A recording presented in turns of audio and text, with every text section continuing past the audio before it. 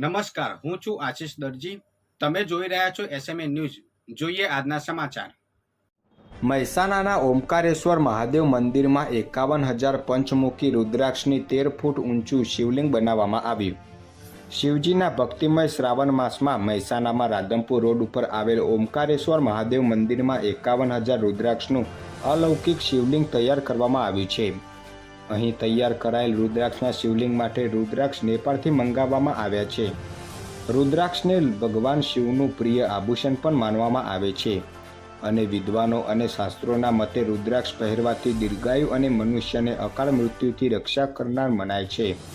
યોજાયેલ કાર્યક્રમમાં મહેસાણાના ધારાસભ્ય મુકેશભાઈ પટેલ સહિત જિલ્લા પંચાયત મહેસાણાના પ્રમુખ તૃષાબેન પટેલ સહિત જિલ્લાના આગેવાનો ઉપસ્થિત રહ્યા હતા. વધુ સમાચાર માટે જોતા રહો એસએમએ ન્યૂઝ.